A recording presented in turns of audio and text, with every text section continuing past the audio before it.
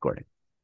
Welcome to the PI Podcast, Political Insights for the Palaging Inis. I'm your host, Matt Ordonez, and we have just finished a very interesting 2025 midterm elections with a lot of implications, very exciting surprises, and not so surprising results. And we're going to discuss with them with a guest that I've always wanted to have on the podcast, especially since we've worked together in some campaigns, and a very now experienced campaign advisor to many politicians, and now, of course, doing the rounds in media. And he's now here in the PI podcast in his busy schedule, all the way from the University of Pittsburgh. He's also an assistant professor at the Ateneo de Manila University. Please welcome Arjan Aguirre. Hi, welcome to the PI podcast, Arjan. Oh, hello, Matt. It's good to be here. It's my first time here, and I hope this won't be the last. Of course. Sige. So, Arjan, magpakilala ka muna sa mga the listeners of the PI podcast. So of course, your focus is on political campaigns. Can you tell us like how that gets started and yeah, why do you choose this path for yourself as a Path, political yeah. scientist? Yeah. Okay. So first of all, I started as, a campaign coordinator, you Mm, know, 2004. mm.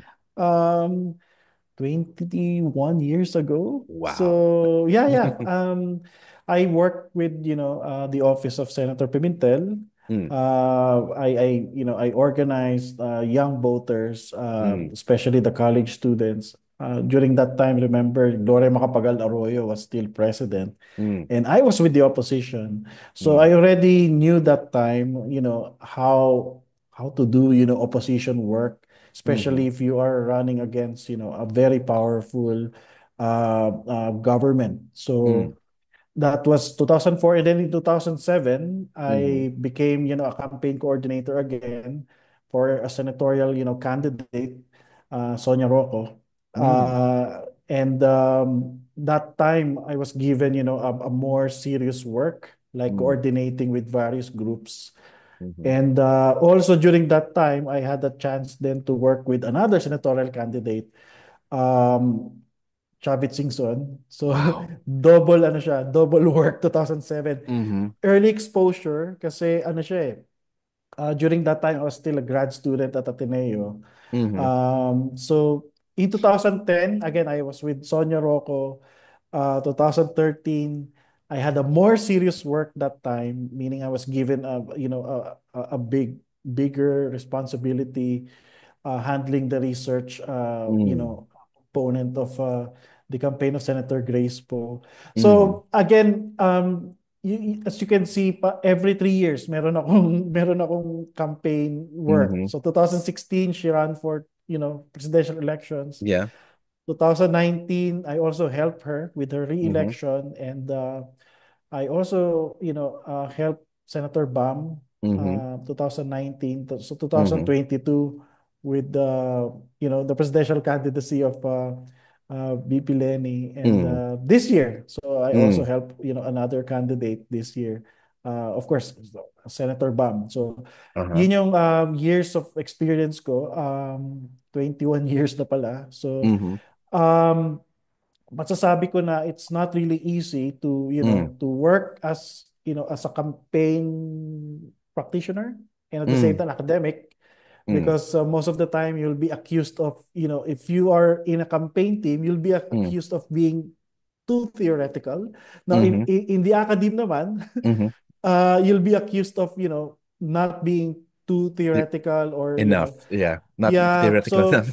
Yeah. yun yung parang naging experience ko. I felt that I really don't belong to either of these two groups. But Mm, that's the beauty of, yeah. practicing the profession, because you know very well what you're teaching inside the classroom, Mm-hmm. and sa practice naman, you know very well what you're doing kasi Mm-hmm. you know the literature, you know the theories. Mm, So, yun yung aking background when it comes to, doing electoral politics work. yeah. You mentioned that there are you have a long history of experiences. Maybe can you mention some of the basic principles of a good campaign or a successful campaign out of all your, varied clients? What makes a good campaign? in the Philippines? Okay, it should begin with your candidate. It should always Mm, begin with your candidate. okay. Meaning, your candidate should be, let me say, prepared. I mean, Mm, mentally, emotionally. yeah. If if that candidate is not fit, Mm, I mean, your campaign will eventually, fall, or it won't mm, be a successful, run. yeah. So it Mm-hmm. always begins with that, yung maganda or maayos na candidate. So Mm, you should choose your, candidate. Meaning, may mga candidate na, alam mo yun, tatakbo lang dahil iba yung kanilang intention, mm, mm-hmm. iba yung kanilang goal. Mm-hmm. So, yun yung number one point ko about, how to run, a successful campaign.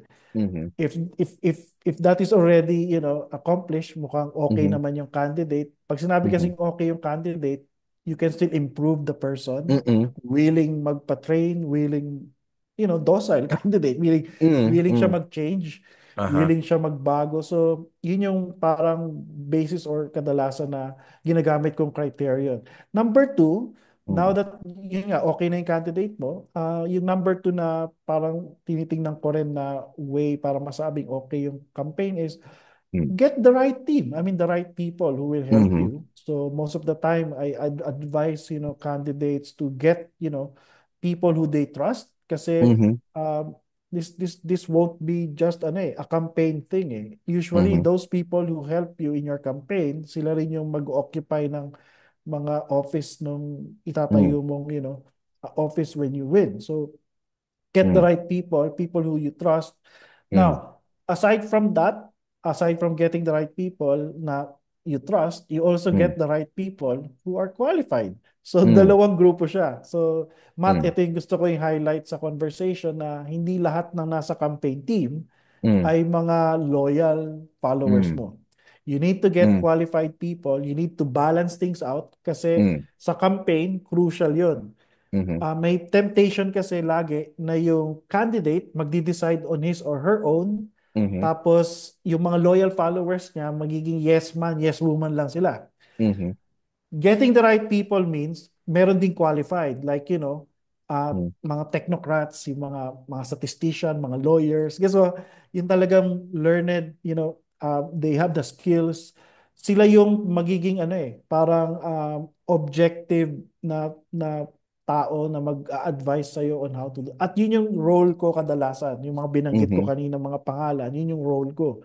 Mm-hmm. Agnostic kami sa sa Mm-hmm. affiliation mo. Agnostic kami kung sino yung mga sinusuportahan mo ng ibang politiko. Ang goal lang talaga namin is to give you the objective, Mm-hmm. stuff or input for the campaign. Like, if Mm-hmm. you're a lawyer, you should know the law. If Yeah. you are a statistician, you should know how to crunch numbers. If you are, a finance expert, you should know how to manage the Mm. money. Yung mga loyalist na part ng team mo, ito yung rara talaga. As in, Uh-uh. they will fight for you. They will, Mm-hmm. do the things na talagang, alam mo, inaasahan natin sa mga loyal followers. So again, Mm. kita mo, dalawang grupo sila. Mm-hmm. Yung mga loyal followers, kasi itong mga skilled people, yung mga learned, or mga professional Mm. campaigners. So, yun yung number two. Mm-hmm. Yung number three, uh, again, we're talking about how to run, a successful campaign. Mm-hmm. Yung number three is knowing the right strategies, Mm-hmm. the tactics. Mm-hmm. So now that you have the right people, now that you have the right candidate, you Mm-hmm. must devise your strategy. So kailan to ginagawa, Matt? Mm. Ginagawa ito even before the campaign period. Mm. So a data-driven, campaign team, Mm. usually they get the right information muna, yung mga Mm-hmm. surveys, nagpapa-survey sila, Mm. nag group, uh, uh, discussion sila, focus group discussion sila with, people, Mm-hmm. nag-interview ng mga, so they usually get first the needed information for them to know how to approach the campaign. Mm. So crucial dyan, Matt, yung binanggit ko kanina, di ba meron kang loyal followers saka yung mga skilled people. Crucial dyan Mm. na makapili ka ng campaign manager. Mm-hmm. Kasi yung campaign manager, yung mismong tutulong sa'yo kung paano Mm. mamamanage yung resources ninyo. Mm. Um, So dito sa number three nga, yung tactics saka yung mga strategies, papasok na dyan yung resources, di ba? Paano Yes. nyo makukuha yung resources, Mm-hmm. paano nyo siya ma-expand, yung timeline ninyo, i-determine siya. Mm-hmm. So, ang successful campaign talaga, matagal siyang process or Mm-hmm. mahaba siyang process. Mm-hmm. It doesn't happen overnight na Mm-hmm. pagka-file ng certificate of candidacy, di ba? Mm-hmm. Magka-campaign ka agad kayo. No, in fact, yung sinasabi kong dapat yung candidate mo prepared, a year before you file your certificate of candidacy, dapat nagpe-prepare na yung candidate, nagpe-prepare Mm-hmm. na yung campaign team. Mm-hmm. So if you remember, Matt, during our time na Yeah. nagkasama tayo, di ba? Parang, remember, even before the filing of the candidacy, na-meet Mm-hmm. mo na ako eh. So, Mm-hmm. parang na-meet mo na ako that time, 2013. Mm-hmm. Na-meet mo na ako, we were already planning what to do with the Mm-hmm. meager resources that we have, Yeah. how to get more information. So, Mm-hmm.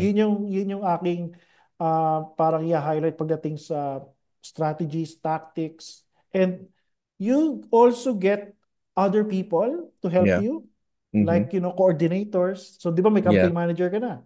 Mag-appoint ka na ng mga coordinators mo, Mm. organizers. So, importante yung coordinator kasi Mm-hmm. again, depende sa approach eh. Yeah. So dapat may coordinator ka sa mga sektor, may Mm-hmm. coordinator ka sa mga iba't ibang demographics. Kasi Yeah. during my time, na coordinator ako, Uh-uh. na-assign ako sa youth eh, yung sa office Mm. ni Senator Pimentel, youth coordinator for U-Belt. Kasi I was Mm. studying in the U-Belt area. Mm-hmm. So ako yung busy person sa U-Belt area pagdating sa Yeah. mga campaign matters. Mm-hmm. So far yun muna yung parang pwede ko Sure. i-highlight unless Uh-huh. yun nga, meron ka pang gustong itanong specific question tungkol doon. I mean, well, that's a lot, definitely. So it's important to choose not only people who believe in you, which is are important, yung mga fans, but also people who are qualified. That's very important to remember.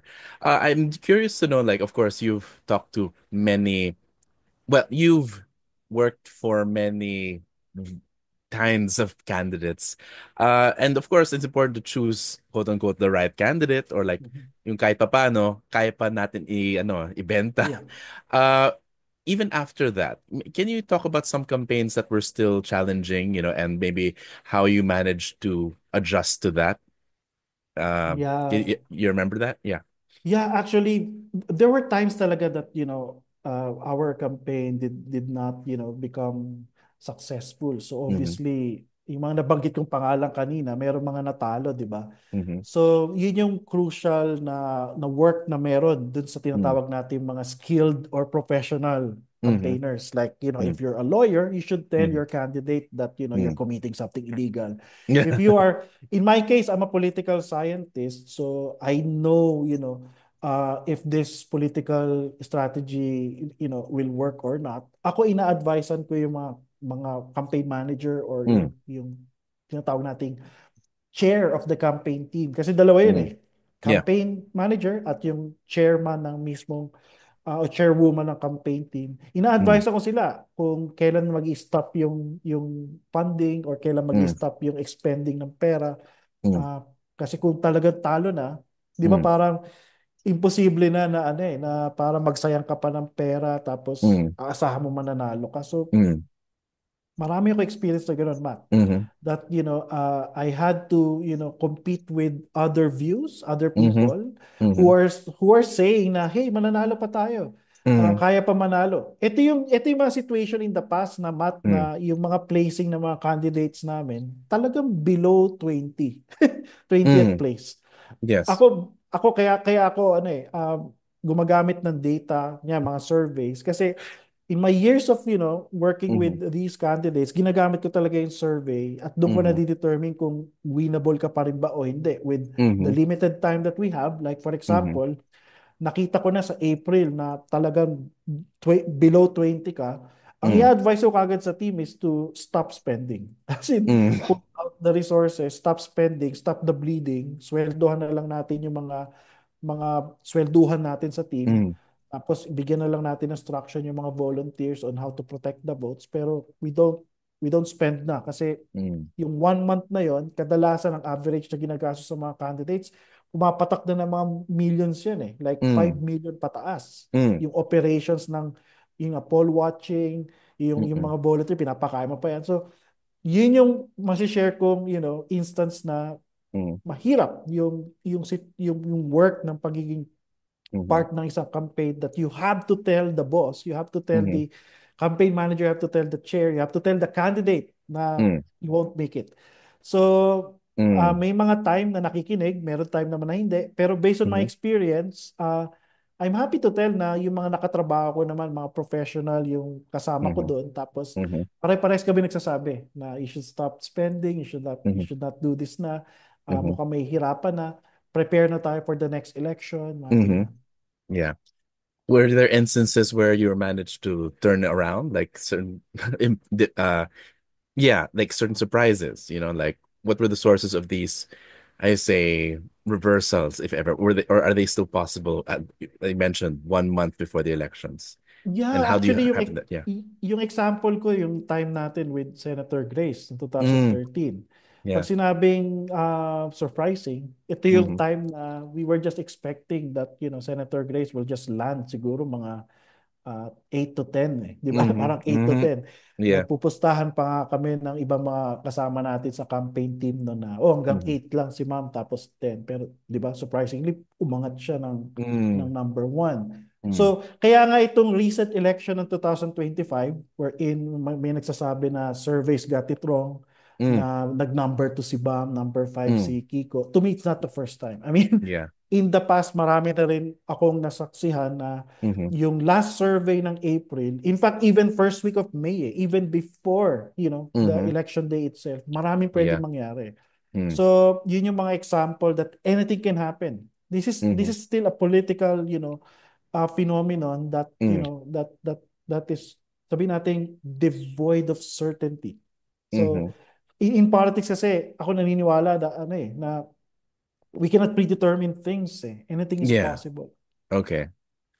And that's very important to remember that there's still things that are not predictable, but I want maybe we can move on to some. You mentioned that there are some strategies, and the right strategies, and maybe we can use some examples from this elections. I'll give an example. Like there's Benhur Abulos, who everyone Mhm. knows. Naging meme siya na halos lahat ng bus, halos lahat ng billboard, nandiyan yung mukha niya.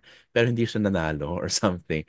Mhm. And of course, some making alliances, like for example, a progressive candidate like Lenny Robredo making alliances with the Alianza, like Manny Pacquiao Mhm. and Ben-Hur Abulos. And yet, these candidates, did not even make it to the top 12, not even close. So maybe what can you say about these strategies and why did they fail? And what are the right strategies in these situations?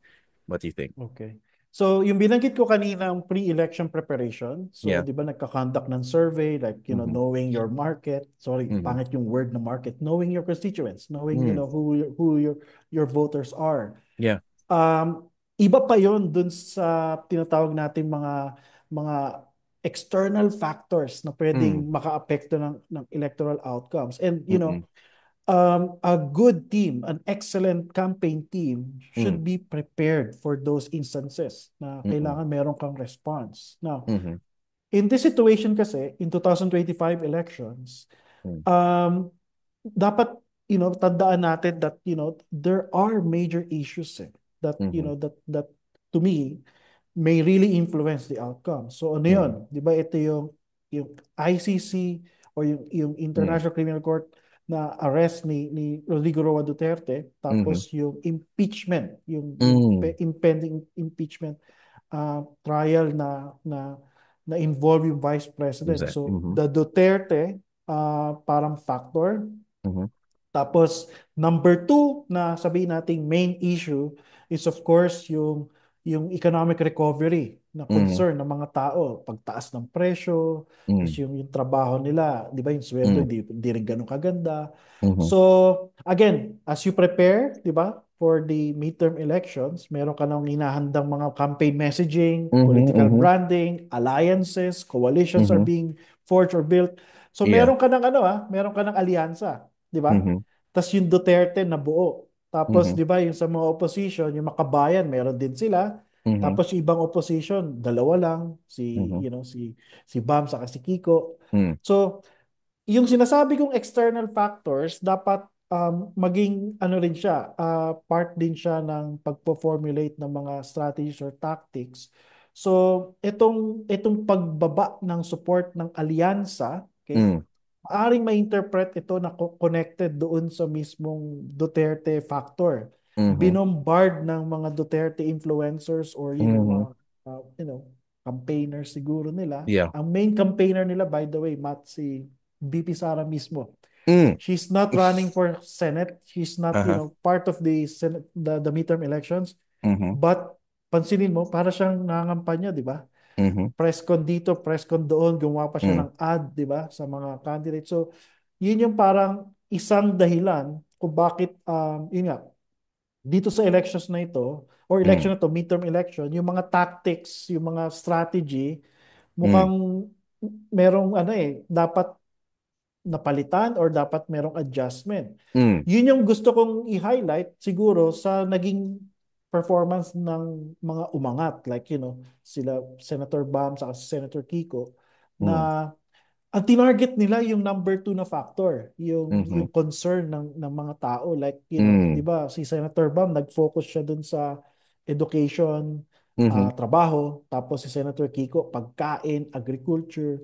So yung tactic nila, yung strategy nila, based yun dun sa Mhm. mismong idea that the people nowadays they Mm. care. Yes, they care about the impeachment, they care about Mhm. the ICC, they care about the feud.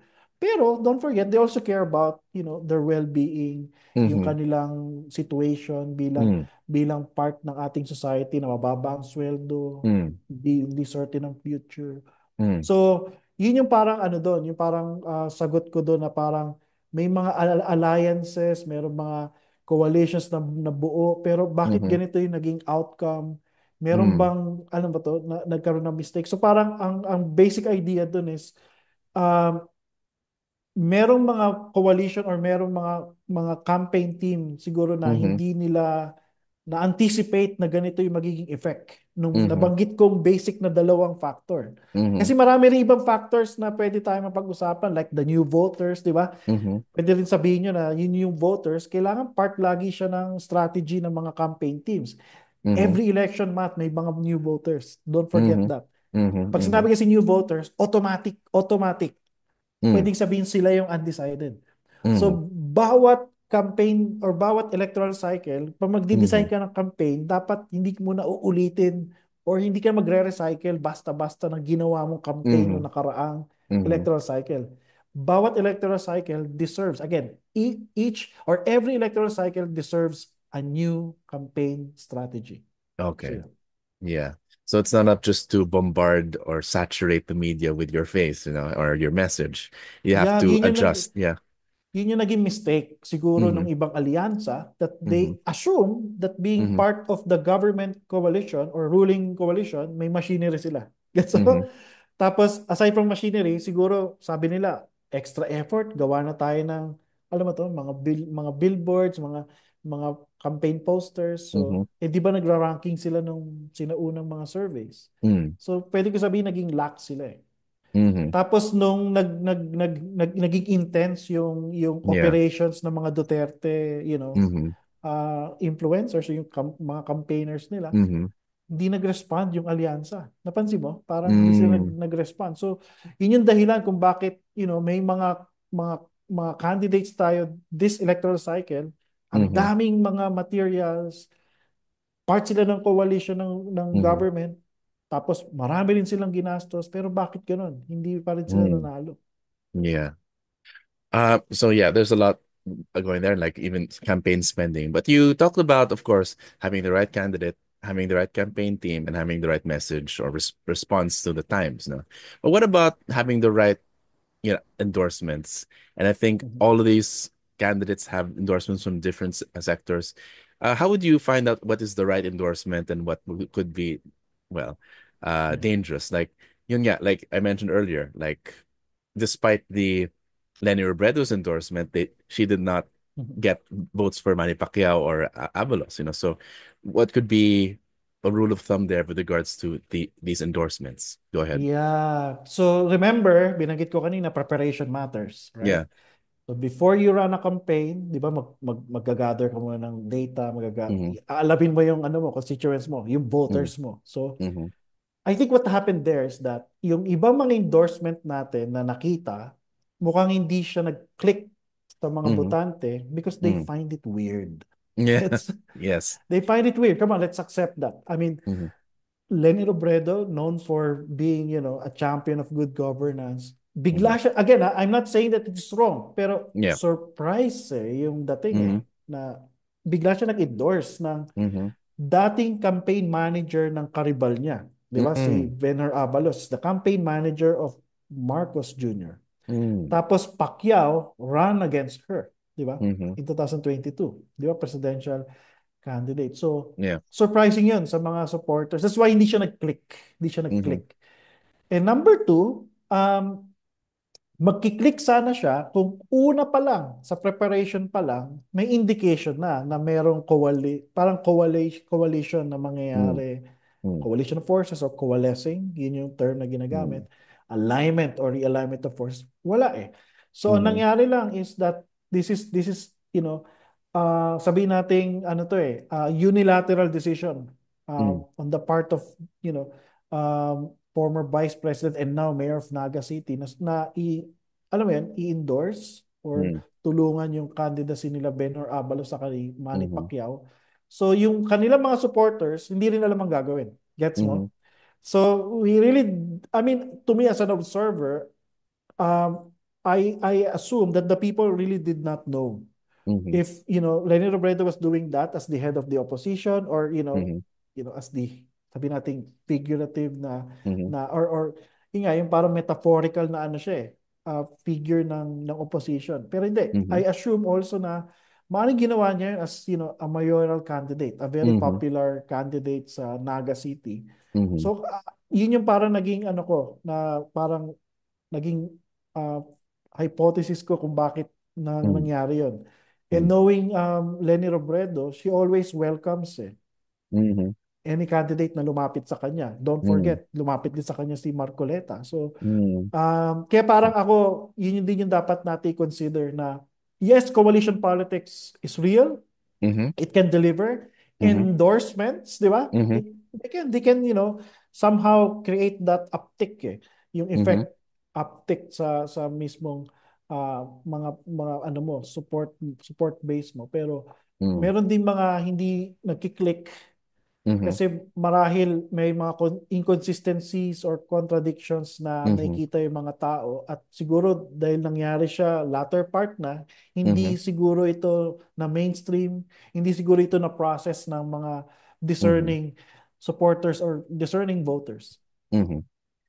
And let's talk about maybe an endorsement that did click. Let's say, for example, well, INC, the Iglesia Ni Cristo, endorsed a lot of candidates, but one of them that surprised everyone is Bam Aquino. So that actually did click. Maybe what happened there.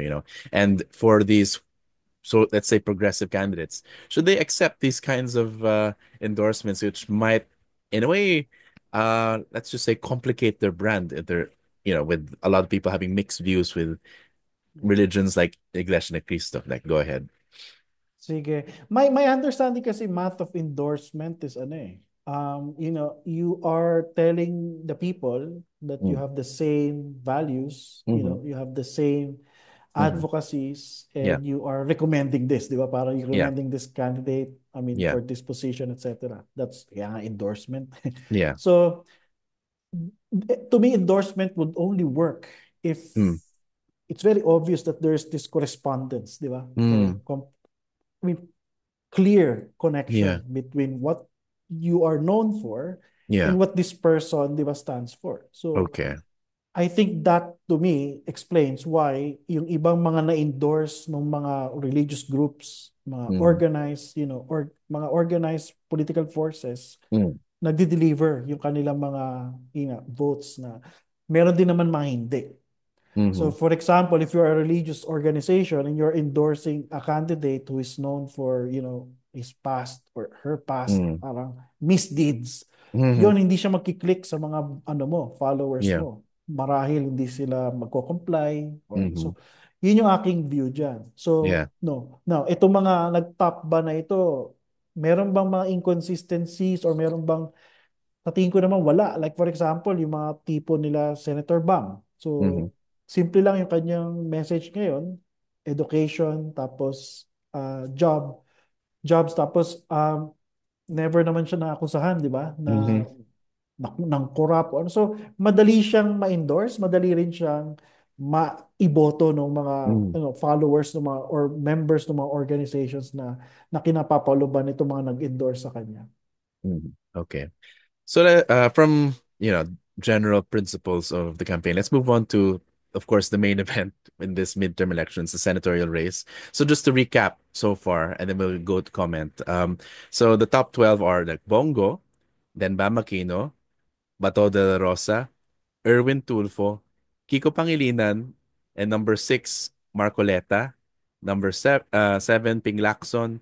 8, Tito Soto. 9, Pia Cayetano. 10, Camille Villar. 11, Dito Lapid. And number 12, Amy Marcos. So, yeah, any general reactions to this top 12, the new senators here? First of all, we know that it's 5 from the Alianza, 5 from Duterte, and 2, which a lot of people are Mhm. surprised, um, from the opposition, Bam and Kiko. So can you say something like what worked and what didn't work with, at least let's start with, of course, maybe we can start with the Alianza. There's Okay. only 5 actually, and they Mhm. had the almost full slate, the bigger slate, Mhm. and a lot of them fell. What do you think Okay. happened with there? Hmm. Okay. So let me just say, Matt, no, I've been transparent about this. Let me just say that these are not real Marcos supporters or Marcos Oh, allies. I'll okay. tell you, they're not. Okay. Ang mga pwede natin sabihin na ang totoong Marcos ally na nawala. Like Mm, for example, si Revilla, lakas mm, stalwart yan eh. mm, So lakas, di ba, connected with Martin Romualdez, tapos mhm, loyal talaga si Revilla pero he did not make it, di ba? mhm, Lapid, 'di ba parang he succeeded si Soto, 'di ba? mhm, But si Lacson, but if you're mm, going to, probe further, these are household names na eh. Like, mhm, Soto, is very popular. Kahit walang Marcos alliance, to mhm, me, he can mhm. still win. All right. Lacson too. Si Lapid, again, recently naging alam mo yun, popular ulit siya because of his appearances sa mga, Mhm, TV shows na or telenovela na lumalabas ngayon. So, mhm, yun yung aking ano doon, yun yung aking parang point regarding sa mga alyansa winners sa sinasabi nila. mhm, Now, how about the other two candidates? mhm, So, dito kila Pia Cayetano, 'di ba? mhm, Masasabi natin na si Pia Cayetano um, may pagka-independent 'yan eh. mhm, Hindi naman talaga siya Marcos ally na talaga mm. Marcos, Yeah. loyalist. No. I mean, knowing the Cayetano brand, like yung, di ba si Alan Peter, Pia Mhm, Cayetano, to me, they can win eh. I mean, mhm. with their own ano lang, Yeah. effort. So, sino yung natitira? So, kung makita mo, yung mismong, sino pa yung, yung isa pa na alyansa? Um, Erwin Tulfo? Eh, well, he's Erwin already. Tulfo. Yeah, sorry, Yeah. sorry. Erwin Tulfo is not really a known Marcos ally. He's a Yeah. Tulfo Yeah. politician. Mhm, He joined Lakas knowing that, by joining Lakas, he could perhaps, gain mhm, something or benefit mhm, something from, being part of the ruling coalition. But mhm, again, he's a Tulfo politician. Meron siya sariling party list, ACT-CIS. mhm, They're a player. I mean, in fact, mhm, I consider them as an emerging dynasty. mhm, So, yun yung lima. mhm, So, to say that, this has been a successful run for the mhm, administration, actually, no. Those mhm, five who won, I mean, mhm, under the Alianza, they're not really known for being a Marcos, mhm. uh, loyalist or Right. so. Those people who are more, or sorry, people who are identified more with Marcos, sila yung Mhm, nawala. Like, mhm. sila Revilla, Abalos being the campaign manager, Yeah. di ba? So, si Ben Tulfo naman, independent yun eh. So, Yeah.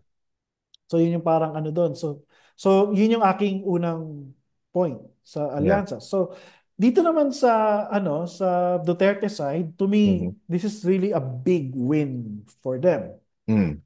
Knowing that despite the attacks, di ba? Attacks that were made, you know, uh, at the beginning of this year, 2024, like, Mm. the impeachment, tapos may ICC arrest. The Mm-hmm. previous years, if you have noticed, constant na yung bombardment kay VP Sara. Um, Again, they managed to still pull up the numbers of their allies. In Mm-hmm. particular, talaga naka-benefit dito si Marcoleta. Tapos, Yeah. isa pang nakapag-benefit dito ay, yun nga, itong si Amy Marcos, tapos si Camille Villar, Yeah. kasi bumababa na yung mga numbers nila, pero kita mo na salvage Mm. yung kanilang candidacy. Mm-hmm. Tapos, of course, don't forget si Bato saka si Mm. Bongo. So Mm-hmm. dati silang nasa middle part ng mga rankings, Mm-hmm. tapos umangat sila as number one. So Mm. yun yung aking masasabing parang assessment kung anong ginawa nung ano. Actually, maybe we can talk about a little more about Camille Villar and Amy Marcos, who both I've played both sides. Like they used to be part of Alianza, then moved to Duterte, and still managed to managed to get in despite the weird the weird Actually, maneuvers. Yeah. both of these candidates, they bolted eh. Mm. I mean, perfect timing eh. They bolted at the right time na Mm. pabagsak yung mga alyansa. Mm. Ang what I find bizarre though is, yun nga, compared kay Aimee, si Camille naging ambivalent eh. Like, Mm. she bolted the coalition pero naging ambivalent pa rin. Like, Mm. she doesn't or she did not explicitly say that I'm Mm. abandoning the alyansa. She just, Mm. did not attend the mga last Yeah. sorties nila. Yeah. Tapos, yung number two na nakita kong reason na kung bakit she still made it, Mm. yung pera. So, again, ambivalence and the money of the Villar family.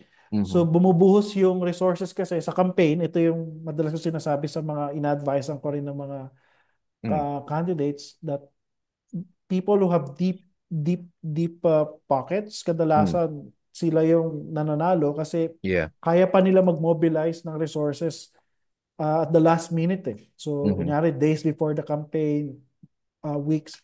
So, I assume that the Nationalista Party, because of Yeah. their resources, they managed to, you know, convert people like politicians, local politicians. Yeah. I assume then they help produce the sample ballots. So Yeah.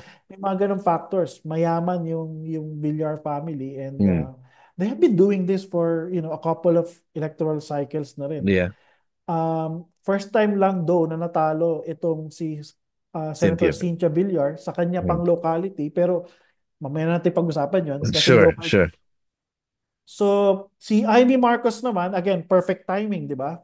Yeah. Pero ang maganda kay Amy Marcos, she had the support of the main figure involved eh, si Uh. VP Sara. So gumawa sila Mm. ng ad, explicitly sinabi ni VP Sara na, alam mo Mm. yun, suportahan nyo siya. So kaya ko sabihin na nasalvage naman yung Yeah. campaign ni Senator Amy Marcos. Perfect timing. Kasi kung ginawa niya yan, ano mo yun, parang Later. days before, Yeah. hindi yan kaya. Kasi yung pagtitrickle down na information, to me, tumatagal. Late na talaga yung 1 month. Kung Uh-huh. gusto mong maka-relate yung mga supporters mo, Mm. I mean, sa ground, kailangan may 1 month kang period eh. Mm. So, kailan ba tumiwalag si Amy? Actually, simula nung inarrest si Rodrigo Roa Mm. Duterte, 'di ba, parang naging vocal na siya eh, na oh, Mm-hmm. I'm not part of this. 'Di ba, Yes. inaaway na siya ng mga Duterte, influencers, Mm-hmm. mga talking heads na Marcos, lahat kayo, ganyan. So, Yeah. dumistansya na si Amy, and then Mm. she conducted hearings. So, Mm. malaking tulong 'yon na salvage yung kanyang campaign. Yeah. And then maybe the last two, sina Kiko at Bam, like which again surprised a lot of people. In the surveys, they were in around the 13, 12. And all of a sudden, we have Bam Aquino top two and Kiko Pangilinan, at the top five. So what caused this surge? Yeah. My suspicion there is that, again, number one, I have also mentioned this in my Yeah. previous interviews. They had a very, disciplined campaign, Mm. well executed campaign. It's all about how they, how they run the campaign. Mm-hmm. And knowing Senator Bam, remember, yun nga, dati rin siya campaign manager Mm-hmm. noong 2022, tapos 2000, di ba? Yeah. 16. Tapos 2019, tumakbo rin siya senator. So, isa siya sa mga, alam mo to, candidate na talagang every election lumalaban. Mm-hmm. So, my assumption there is that he knows what he's Mm-hmm. doing. Mm. Now, kay Senator Kiko, ganun din. Mm. Makikita mo na veterano na yung tao, and I'm Mm. sure he got the best people to run his Mm. campaign. So, Yeah. dalawang tao to, battle-tested, Mm. natalo sila noong 2022. Mm. And I know na ginawa nila yung assignment nila. Kasi kung Mm. re-reviewin mo yung mga events leading to this big day, Yeah. as early as 2022, many people are saying that, the pink movement daw Mm. died, or, it Yeah. parang it was not, really Yeah. handled well. Sorry, but Senator Bam and Senator Kiko, they also did their assignment as Mm-hmm. early as 2022. So, hindi sila nagpapakita sa may media, hindi sila nagpapapansin, pero binibisita nila yung mga Mm. volunteers nila across the country. They're taking notes, Mm-mm. they're getting more info. So, to me, they did something good. That's number one. They Yeah. did something good. Mukhang result ito sa magandang placing nila. Mm-hmm. Now, yung number two factor dito, at ito dito na tayo papasok dun sa surprise, di ba? Yeah. Surprise win. Yung number two factor dito is, yes, they did their assignment. Perhaps the other reason kung bakit biglang umangat sila, at the surveys, according to some people, did Mm. not see this coming, is that may mga undecided because of the external event, the Mm-hmm. external factor na binabanggit ko kanina. So, Mm. as a campaigner, I'm wearing now the hat of the campaigner. Yeah. Nung pumutok pa lang yung balita ng impeachment, tapos Mm-hmm. yung ICC arrest, Yeah. I mean, as early as February, I Mm. already knew that time that this midterm elections gonna be big. Mm-hmm. Big in terms of, may mga big surprises, merong mga upset na mangyayari Yeah. because of that big event. Tapos, Mm-hmm. nakita ko pa, and again, I'm being, transparent again, kasi Yep. in-interview na ako tungkol dito na ginagamit ng mga Duterte influencers yung issue to Mm-hmm. mobilize their supporters. So, they're trying to undermine yung support na meron sa alyansa, Mm-hmm. tinatarget nila yon. Mm. So, ano naman yung naging effect nito kila Bam sa kila Kiko? Mm. Ang naging effect dito, Matt, is that I assume marami rin Yeah. naging undecided. Mm. Kasi if you will look at or review the Mm-hmm. survey data Mm. of various survey firms, Mm. yung fill-up rate, gusto ko i-highlight yun. Mm. Theory ko to Yung fill-up rate, ang baba. Mm. Bumaba siya, Matt. Bumaba. Mm. I remember, January, February yata, nasa 10 pa 10 ang Yeah. fill-up rate. Bumaba Mm. siya ng 8. Mm. Bumaba siya ng 8 ng April. So what does this tell us? This only tells us na biglang nagbago ang isip ng mga tao. And Mm-hmm. my suspicion there is that perhaps they drop some of the Alianza, Mm. candidates. Remember, January, February, di ba, we always see the names of Willie Revillame rising Yeah. sa survey, sila Revilla, Mm. tapos si Ipe, pumapalo na rin siya ng Mm. April So si Salvador, Ipe Mm-hmm. Salvador. Mm. So yun yung aking theory doon na, Yeah. again, the discerning voters started to think Mm. about, who to vote for Yeah. at the last minute. Mm-hmm. So that's why, Matt, let me just, mention this na it's okay to say na mukhang nagkaroon ng problema dun sa nakita nating result as compared to, Yeah. the surveys that we saw this Yeah. previous months. But to me, it's kind of unfair to accuse na, alam mo yun, may mga manipulation na ginagawa yung mga survey institutions, or they got it wrong. Yeah. Because if you're really, a serious consumer of data, of surveys, Mm. you know very well that anything can happen in 1 month. Mm. May nagsasabi na may SWS, survey na kinonduct nung first week of Mm. May, Yeah. pero bakit ganito yung result? I tell you, even one day Yeah. matters. Uh. At sa ganitong malaking event na may ICC ka, may Mm. impeachment ka, nagtitrickle down pa information na nagkatrayduran, Uh-huh. nagkaodisihan, Uh-huh. binitray kami, kinakawawa kami. Uh-huh. Tapos patuloy pa rin yung information dissemination ng kabila. Sorry, Mm. sinasabi nila disinformation. Yun nga, yung kinidnap daw si Rodrigo Roa Duterte. Uh-uh. Tapos alam mo to, sila Bongo, sila VP Mm. Sara, kakawawain. So, Yeah. nag-trickle down pa yun. So, Mm. pwede natin sabihin na yung effect pumalo na lang siguro nitong, first week of May or, yeah, days before election day. Yeah. A lot of interesting things happened. Yeah. But I do maybe before we move on to another topic, let's say, for example, hypothetically, you are the campaign manager of the Alianza team, and again, this is you said it's a good team of household names. Um, if you, in order to increase the win to decisively edge out Sarah's, minimize her influence in the next elections, what do you think? Can you tell the Alianza team, and what advice would you give them? Yeah, if I were the campaign manager, Mm, I should have been more careful mm, in dealing with the Duterte side. I mean, mm, I should have advised, some of our allies na, hey, parang nonsensical na rin na magpa-file kayo ng impeachment. Eh, di mm. ba? Wala, tinuloy nila February. Uh, Tapos, uh-huh. sorry pero if I may mention this, parang yung pag-arrest kay Rodrigo Roa Duterte, di ba? Mhm, Parang March.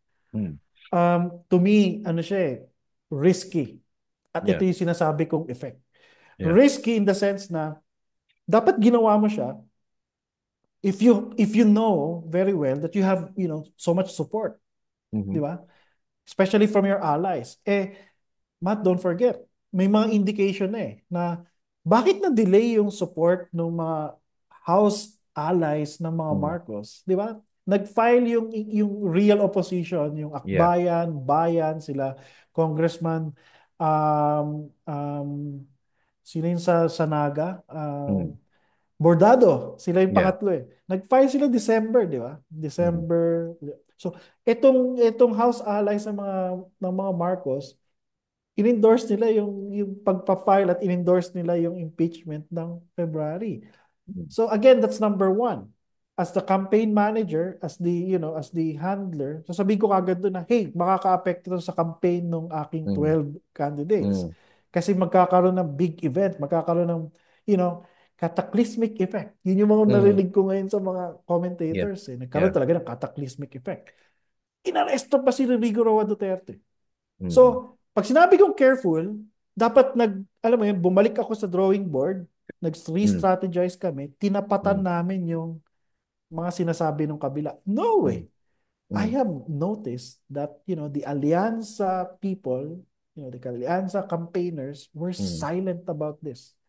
They did not even make an effort to counter the claims of mm, VP Sara. Ang nag-perform or ang tumulong sa tao, sa public on how to process what's happening, mhm. the usual institutions, the usual suspects, media, di ba? Yeah. Academic institutions, di ba? Um, even, some political parties, opposition, di ba? Yung mga Mhm, akbayan, naging maingay, bayan, Makabayan Network, sila yung mga nag-educate ng mga tao na, hey, hey, hey, there's an impeachment, mm, legitimate yung concern natin, hindi ito politika. Samantalang yung kabila, 'di ba? mm. Inakusahan sila ng mga Duterte influencers na pinulitika kami, Mhm. kinidnap si Tatay Oo. Digong, alam mo yun? So, Mm, hindi sila nag-respond. So, mhm, yun yung aking nakitang major blunder. And the mhm, candidates themselves, they were silent. I mm, mean, all throughout. Perhaps may mga gumawa ng statement, mayroong mga nagsabi na, but they were silent about the issue. And the people, I know that hindi bobotante ang mga Pilipino The people started to think mhm. about what's happening.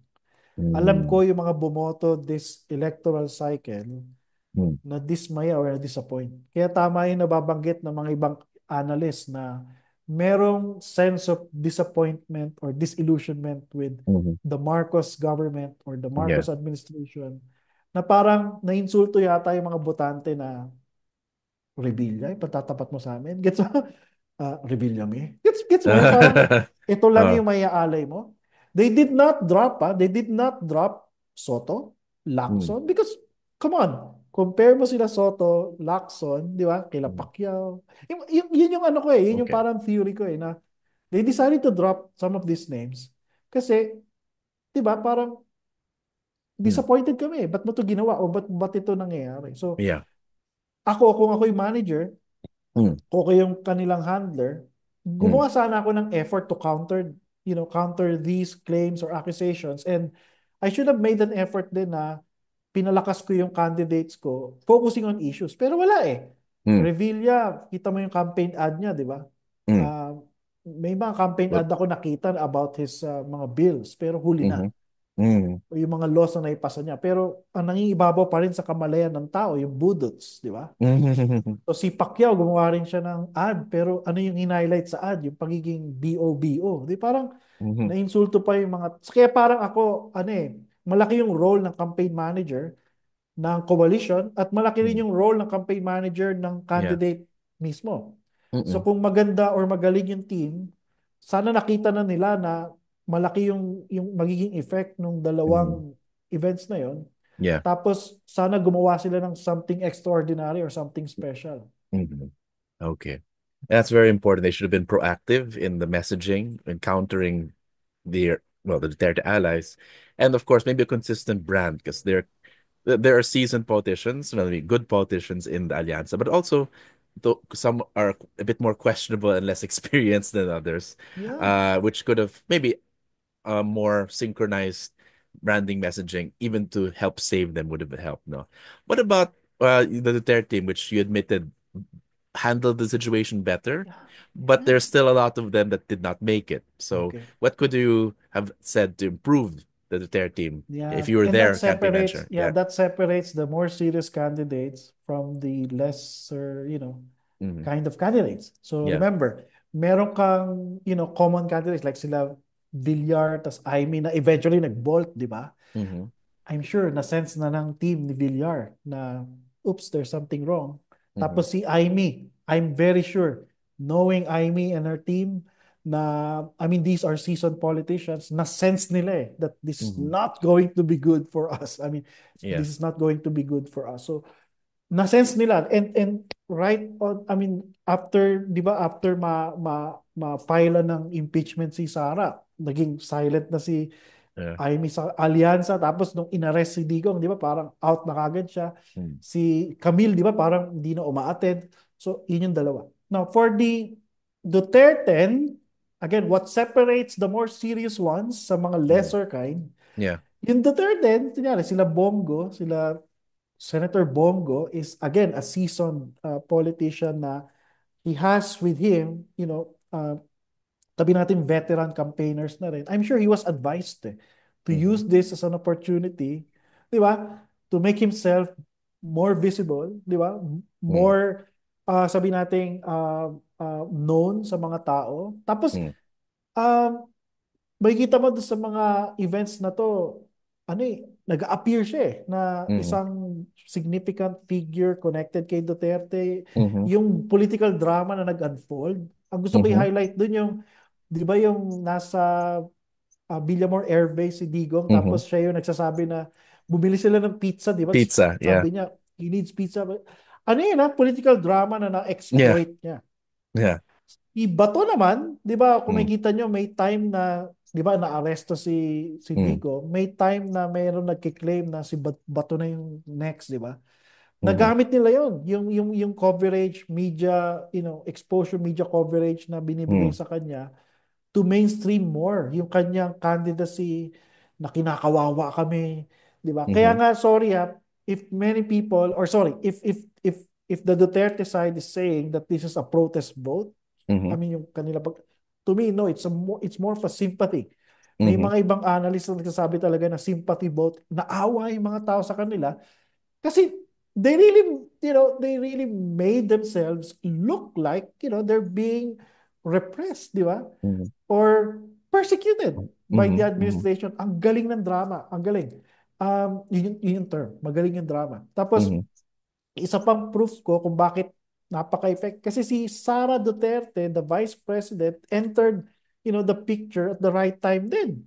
Mhm. Remember, she was a very feisty, di ba? Parang Mhm. strong woman na pero during this, cycle, yung political cycle, yung events na, di ba, mahinaw na siya magsalita, Mhm. mabait. So, tapos parang nakikiusap siya. Ang thinking ko doon is, I think she was advised Mhm. to be like that, to Yeah. appear na underdog. Kaya nga, hindi ko pwede sabihin na protest Kasi Mhm. talaga ano sila, susulisit sila ng sympathy.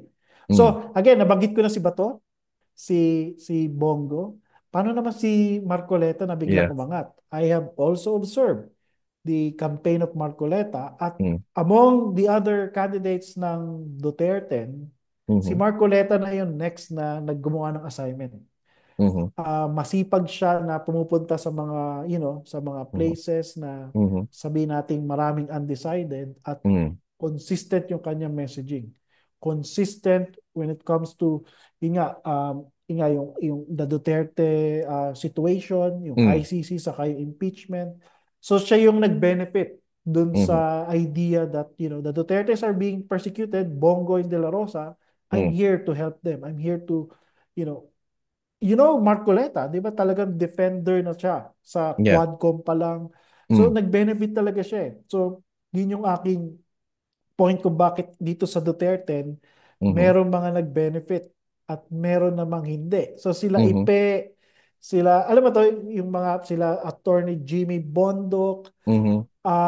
sorry, I should count Willie Revillame as one Mhm. of them Kasi Yeah. sinasabi niya independent siya, but no. Yeah. Tactic nila yon. They did not do their assignment. Mhm. Or pwedeng sabihin late na. Kasi Mhm. umaangat na rin yung mga numero nila Mhm. Umaangat na rin yung mga numero pero huli na. So yun yung Uh-huh. aking ano doon na some of these candidates, they knew what to do during that time. Mhm. They adjusted. They Mhm. became more visible. They became more explicit with the claim na pinapersecute kami, Mhm. nire-repress kami. Mhm. So ibig sabihin like individual campaign teams are still medyo Yes. disconnected, decentralized at wala silang well both teams while having common message parang medyo separate, decentralized din yung uh so really the teams aren't very much of a team except general Yeah. messaging. So they That's should why be more like a math team. Yeah. Yeah, that's why math, I'm studying now yung literature ng coalition politics. Mm-hmm. Coalition politics in the Philippines is not yet, well taken seriously. I mean, Yeah. electoral coalition, tas government coalition, Yeah. mukhang hindi pa rin tayo mature tungkol dito. Kasi Mm-hmm. pag sinabing coalition politics, I mean, you should have, a person who is capable of, running the affairs of the coalition. Hindi. Uh-huh. Ang nangyayari dyan, yung nagsasabing campaign manager ng Yeah. coalition, Mm. minsan ano lang siya taga-ayos lang ng schedule, saan Uh-uh. pupunta. Pero Uh-uh. yung troubleshooter, dyan lumalabas yung mga more serious candidates. Uh-huh. Yung troubleshooter, siya yung nasa team mismo ng candidate, siya yung Mm. nagde-decide. And Okay. I'm basing this on, on my experience, na Mm-hmm. naging part yung mga iba kong candidate ng isang coalition. Mm-hmm. And when we were already asking for Yeah. some guidance and directives from the campaign manager of the coalition, wala kami makuha, Yeah. kami na nag-decide. So Uh-huh. parang yun yung sa tingin ko nangyayari dito sa dynamics ng Yeah. alyansa saka Mm-hmm. ng Duterte Mm-hmm. na mas nag-respond siguro yung kanilang mga Mm-hmm. specific or particular teams. Mm-hmm. Okay.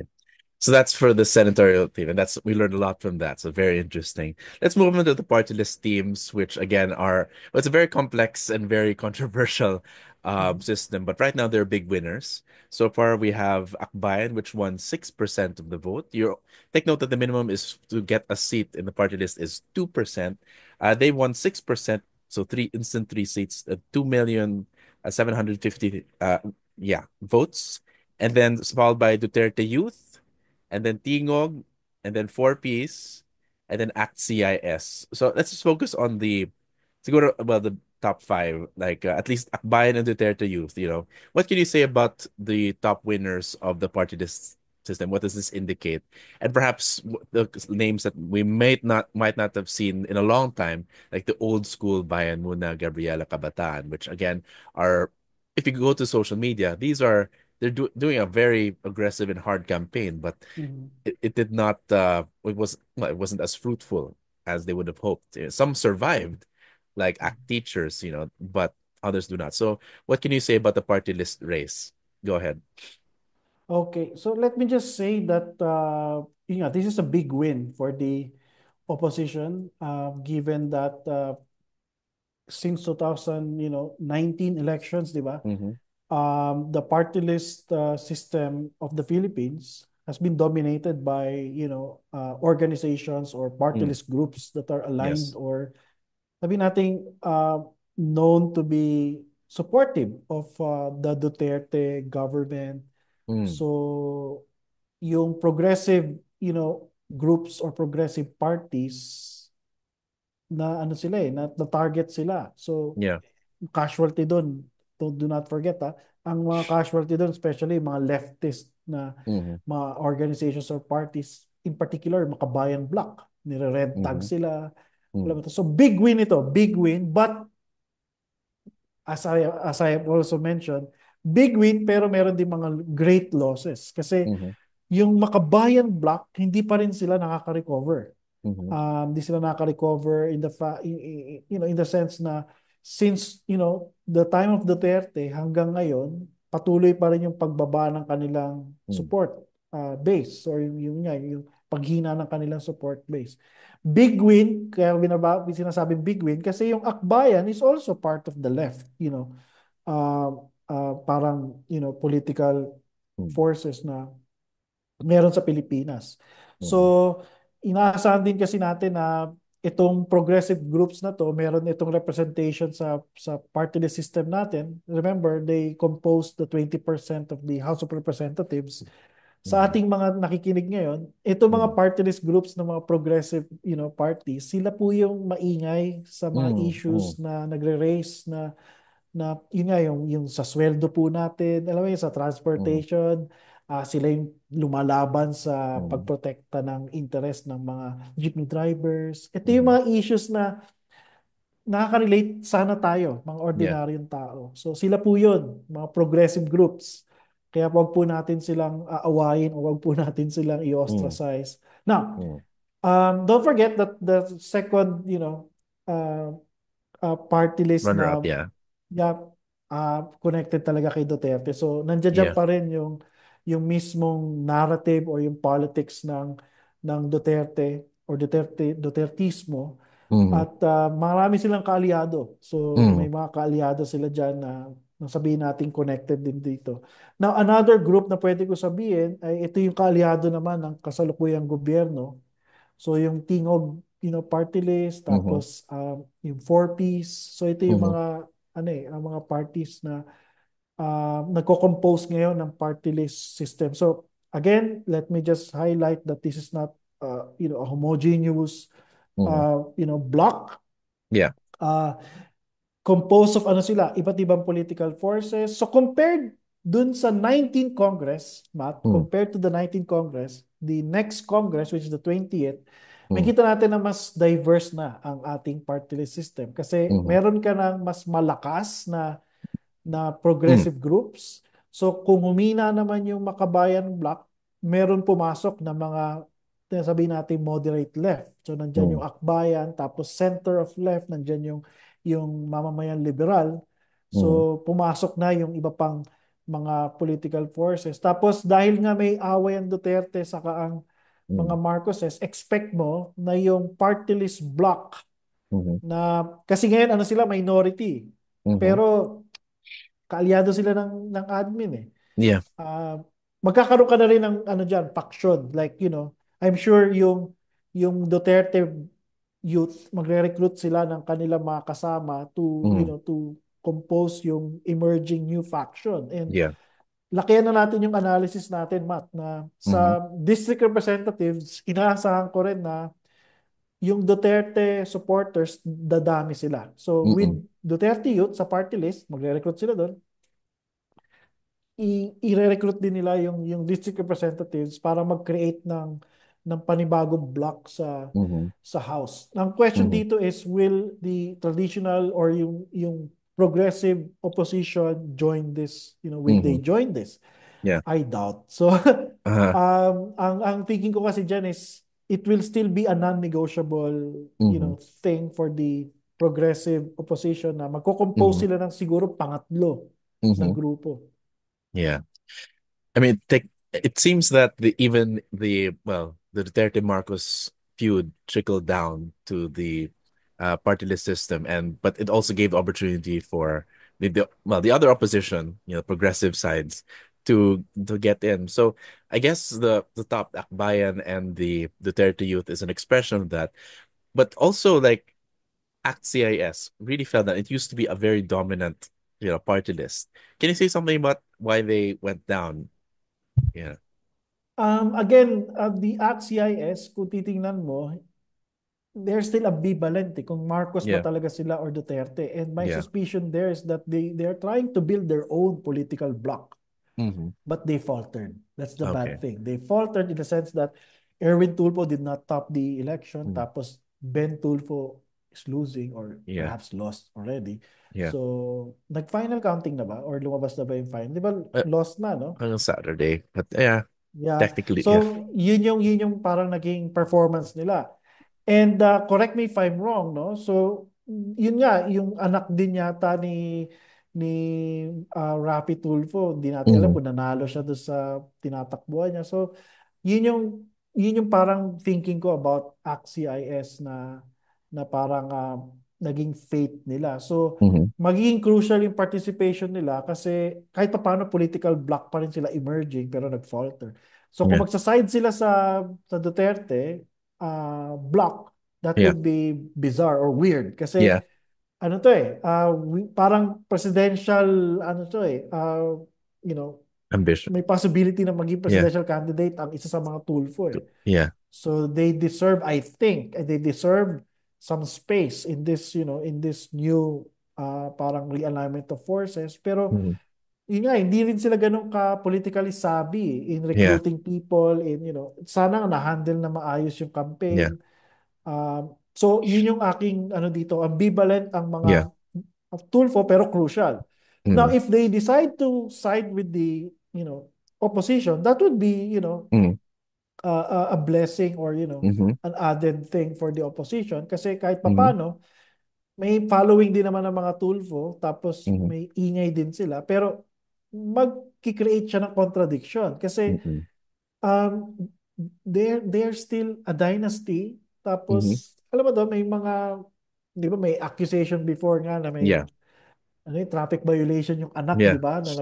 Marami silang Yeah. parang skeleton din sa closet The nila closet. na Okay. I'm sure hindi rin okay with the progressive, Yeah. groups. But again, if this will turn out to be, a successful marriage, Mm-hmm. so it will be a blessing for the opposition kung makukuha nila yung support ng mga Tulfo. Added numbers din yun sa Yeah. Senate kung magta-translate nga ito sa Mm-hmm. realignment.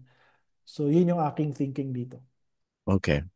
Uh, well, I'm not sure I have a lot of other time for a lot of issues emerging in the local elections, but maybe we can just make a general statement about this one. Like even on local level, there are some dynasties fell, some were weakened, like Cynthia Villar in Las Piñas. Others, well, there are a lot of celebrities that filed candidacies but did not win. So there's a lot of changes going on in Philippine society. So maybe you can make a conclusion with regards to 2025 and what made it different, and what makes it special, what we should take away from this very interesting election. Sige, Arj, last word is for you. Yeah, it's a big, sabihin natin, if it's a big surprise for many of Yeah. us to see the return of, the more progressive or the real Mm-hmm. opposition in the Senate Mm. and also in the House of Yeah. Representatives. But to me, this is still you know um, the same situation that we are into. Dynasties are still Mm. there.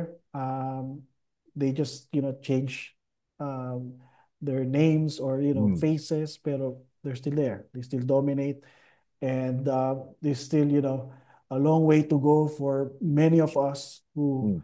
are trying to reform or change the society. But to me, what is commendable about this election is that we had a very successful exercise of Yeah. this election of 2025. Mm-hmm. It only means that our democracy is alive and well, Mm-hmm. thriving. It is still a flawed democracy, but Mm-hmm. we managed Mm. to have a successful election, and I hope that we continue to Mm-hmm. be hopeful that it will turn out to be better in the coming years. Mm-hmm. I just hope that the people will continue to uh, you know to trust the system, to Mm-hmm. support their political parties, support their candidates, Yeah. and I hope their idealism won't die. So yun Mm. yung aking parang parting words about this. Democracy Yeah. in the Philippines is alive. It is Mm-hmm. flawed, but it is alive and well. Mm-hmm. All right. Thank you, Arjun, for sharing so much of your analysis and of your very, let's just say, incisive and sharp analysis on all these campaigns and how they respond to issues. And yeah, and it's important to remember that while right now it shows that the Marcos Duterte drama dominates the media. It dominates a lot of the discourse. There's still a lot of other important issues like the economy, education, like, and that needs to be answered, and we have to be alert. And it's not limit to the elites. We should continue to analyze and to adjust because the surveys are an important tool, but there's still a lot of things that can change, and I think we have to be prepared for any of that. Okay, so thank you very much, Arjan. I always enjoy talking to you about these elections, and anything about campaigns. If people want to reach you, where can they find you? Anything you want to promote for our listeners if you want to see more of you? You can always, email me. I mean, Mm-hmm. using my institutional email if you want to ask, something about, our politics. And of course, you can always see my tweets or Mm-hmm. my social media accounts for, Yeah. my inputs in the media because yes, I participate, as a professional campaigner. I Yeah. participate during elections, but Mm. my loyalty is still with Ateneo. So I'm still Okay. affiliated with Ateneo. I'm a full-time Ateneo faculty, though I'm on study leave. I'm on Yeah. study leave because I'm in the United States right now taking my PhD. Yeah. So yeah. Okay. Thank you, Arjun, again. And we'll send your social media details for the listeners at the show notes. Okay. But serious questions, wag mo siyang i-stalk na masyado. But he has a lot of interesting posts and he's everywhere, a lot of media outlets. So check out his posts there. Okay. Low key lang ako, Matt. Low key. I'm Sige. not, the usual popular analyst. No, I'm just a low key analyst. With valuable insight, of course, still. Okay. So yeah, thank you. So for more PI podcast episodes, so that concludes, of course, our coverage of the 2025 elections. But of course, we'll have other topics and other important discussions with other experts and interested people soon. Okay. So the PI podcast can be found on Spotify and YouTube and wherever you get your podcasts. You may send us in a like or a direct message at our Facebook page, or you may email us at pipodcastph@gmail.com. But until the next episode, magandang gabi, mga ka-PI. And